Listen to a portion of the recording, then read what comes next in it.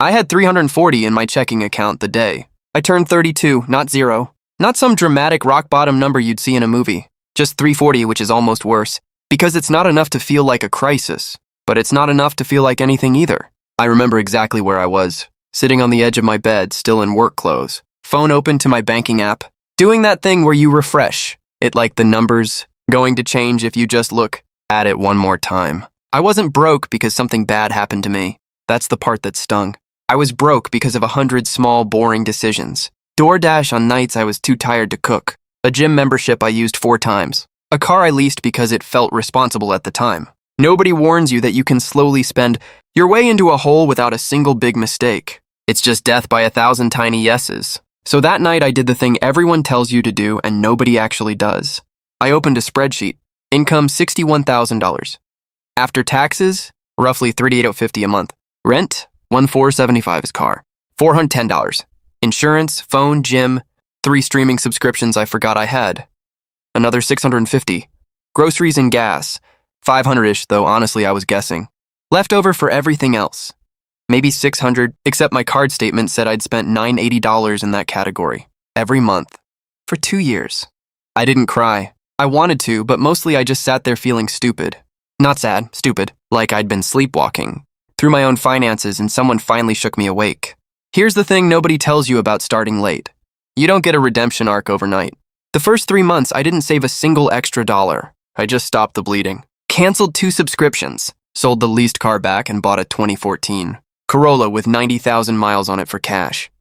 I'd been sitting on an account I'd forgotten existed. My coworker asked why I was driving that thing, and I told her I liked it. I did not like it. It smelled like the previous owner's dog, but it was mine. No payment, no interest. By month 4, I had my first $1,000 saved.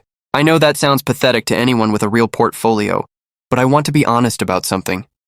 Building that first $1,000 in your 30s is genuinely harder than people admit.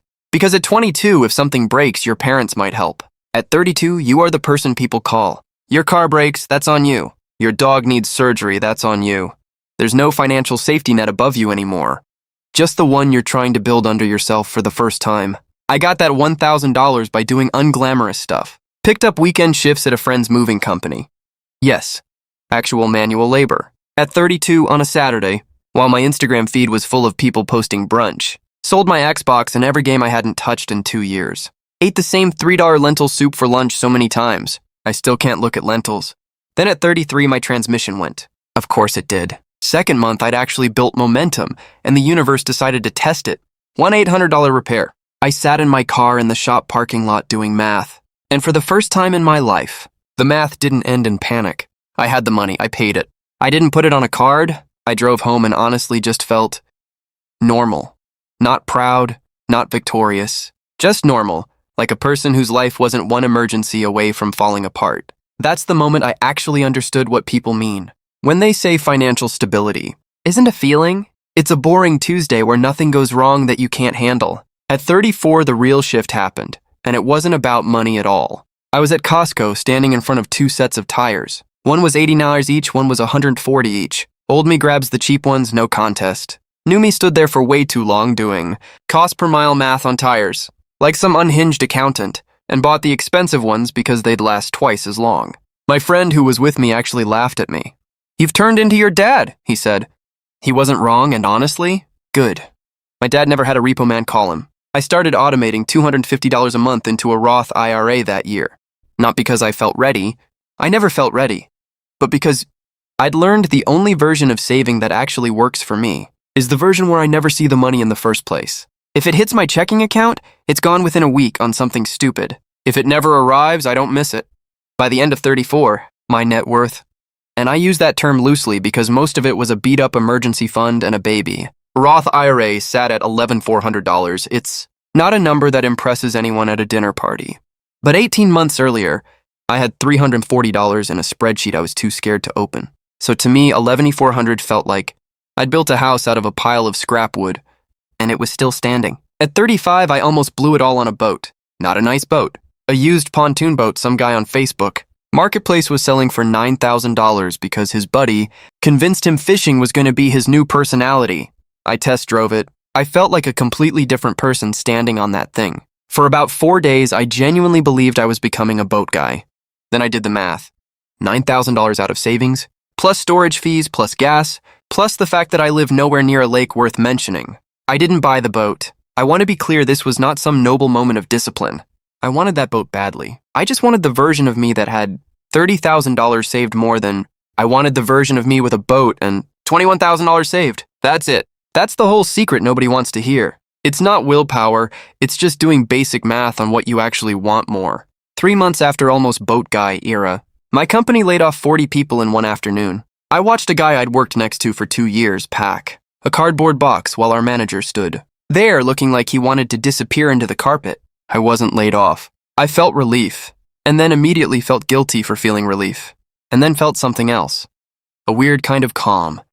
Because I ran the numbers that night and realized my savings could cover 5 months of rent and bills without me touching a credit card. 5 months. At 31, I couldn't have covered 5 weeks. That's when it clicked for me that the emergency fund was never really about emergencies. It's about not having to make desperate decisions when something bad happens.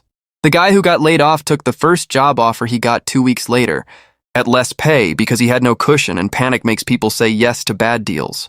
I watched that happen and doubled my emergency fund target that same month, from 3 months to 6. At 36, my mom called me about her roof.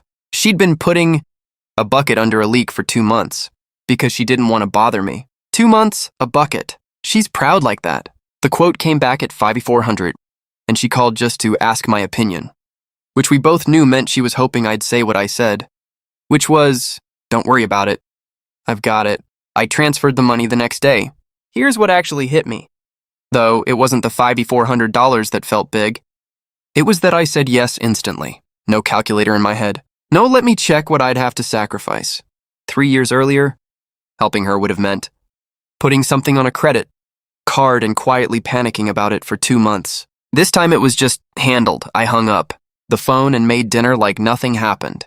I'm not going to sit here and tell you the market was kind to me either. At 37, my portfolio dropped almost 20% over about 5 months. I checked it obsessively for the first 2 weeks, like an idiot, refreshing an app that only ever told me bad news. And then I made myself stop looking. I kept my automatic contributions running the whole time. I bought more shares at lower prices without feeling great about it. By the time it recovered, I genuinely couldn't tell you the exact month it happened, because I'd stopped watching. At 38, I paid off the last of my student loans, $14,000, gone in one transfer. I thought I'd feel like celebrating. Instead, I just sat there for a second feeling strangely normal about it. The way you feel when a headache you've had for years just quietly stops. And here's the part I wasn't ready for. By 39, I started noticing the gap between me and people I love, friends I've known since college, who make more than I do but are still living paycheck to paycheck. My brother, who leases a new truck every 3 years and calls it treating himself. I stopped bringing up money stuff with people entirely because I learned the hard way that nobody wants budgeting advice from someone at a birthday dinner. You can't talk people into changing their relationship with money. They have to have their own 340 in the bank moment. I had mine at 32. Some people never get theirs, and that's genuinely sad to watch from the outside. At 40, I checked my number before I even got out of bed. $187,000. Not rich, not quit your job money, but I started at 32 with 340 in a spreadsheet I was scared to open. And 8 years later, I was sitting on almost 200 grand, built out of a used Corolla, a boat I didn't buy, a roof I paid for without flinching, and a whole lot of boring Tuesdays where nothing went wrong that I couldn't handle. That's really the whole thing. Nobody tells you wealth isn't a number. It's the ability to say I've got it and mean it. It's not panicking when your car makes a weird sound. It's sleeping fine the night after you help your mom. If you're sitting where I was at 32, a small number in your account and a spreadsheet you're scared to open. Open it anyway, tonight, not tomorrow. If this hit a little too close to home, hit subscribe. Because I'm telling this story in more detail every week. The actual numbers, the mistakes, the boring stuff nobody else shows you. And I want to know, what's the number in your account, right? Now that you'd be embarrassed to say out loud, drop it in the comments. I promise you're not the only one.